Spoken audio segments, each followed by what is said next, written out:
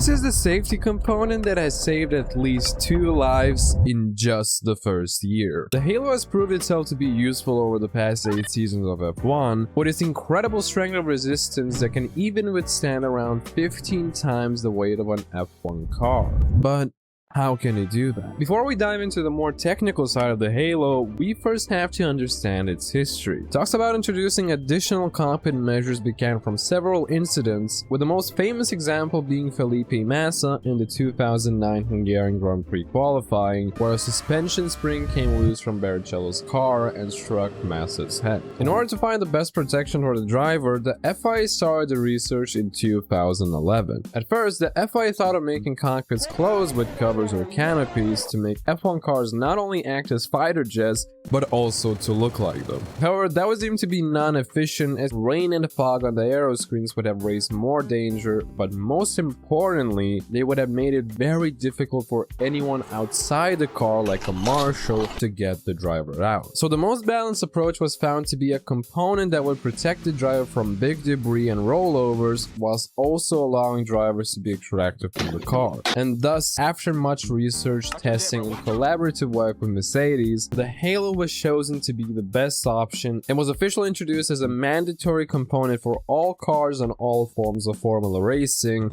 in 2018. Now, the way the Halo was tested was honestly, it sounded pretty fun. They just picked up 20-kilogram tires and just threw them at 225 kilometers per hour in multiple prototypes, you know, as one casually does. And after also researching 40 crash cases, the FIA had found that the Halo increased the chances of survival by approximately 17%. And that is a pretty big number for a relatively small addition to an F1 car. But whilst it is obvious that the Halo helps to protect the driver, the question is, how does it do that? Many think it is carbon fiber, but the Halo is actually made from grade 5 titanium. This might look weird since titanium has a severely lower yield strength than carbon fiber, but titanium has significantly better impact resistance, which is the primary reason for the Halo's material choice. The Halo is not made by individual teams, but by separate manufacturers from which teams have to buy, and a few examples of these would be CP Tech, Dallara, and SST Technology. Now, according to a race car engineering article, which quotes the managing director of SST Technology, Daniel Chilcott, the Halo is made by welding 2 titanium tubes together under special conditions and by doing a process called cold bending. Cold bending essentially means applying mechanical force without heat,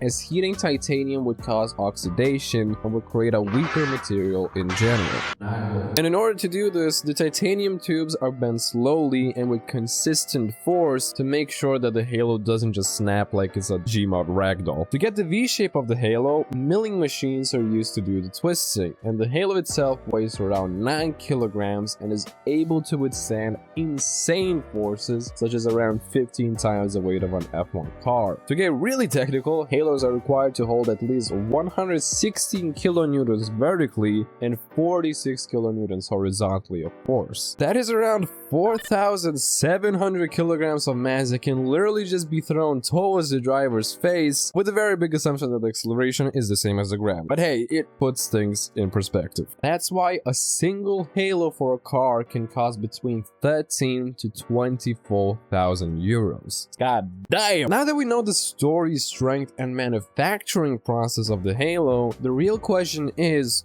would the Halo have prevented Massa's incident? Well, it's not our direct and easy answer. You see, whilst the Halo was mainly designed to protect the drivers from big debris, something had to protect drivers from the smaller bits too. That's why the FIA also made efforts to ensure that helmets would do a better job at protecting the driver's head. And it did so by increasing helmet standards, which made helmets able to literally withstand a 200-gram metal bullet flying into you at around 250 kilometers per hour. However, that is just for the general helmet and not the visor response. To make sure that visor would also be protected, the FIA requires all helmets to have Xylem panels. While the rules state that a proper helmet visor is supposed to not crack when a 1.2 gram pellet is fired from an air rifle, there's always a small chance that heavier, smaller debris can hit the driver in a very, very unlucky spot. But the fact that a 1.2 gram of mass can be deflected at such speeds from a visor is honestly outstanding. Obviously, if the spring would have flown directly into the spot of the Halo, Halo, it could have been very easily deflected. However, if it would have flown directly into the side of the visor, I think it probably would have not prevented the injury, as the spring mass most probably was way higher than 1.2 grams.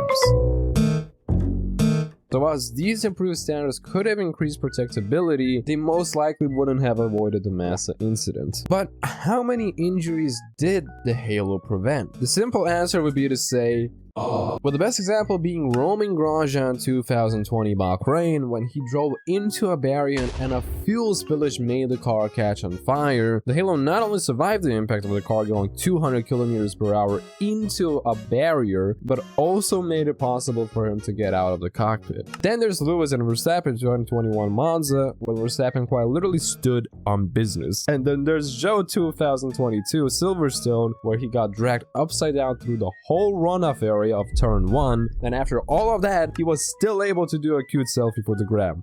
Goddamn. And these are just a few examples of incidents that minimize harm, all thanks to the Halo in just F1. F2, F3, also a lot of stuff happened. However, the Halo still stands to be an incredibly important part of F1 that ensures driver safety in all races. What do you think about the Halo? Do you think it's the best or worst choice of cockpit protection? Let me know in the comments below. But once you now know about why Halos are so strong, do you know how much an F1 car costs on estimate? Well, you can find that out by clicking this video.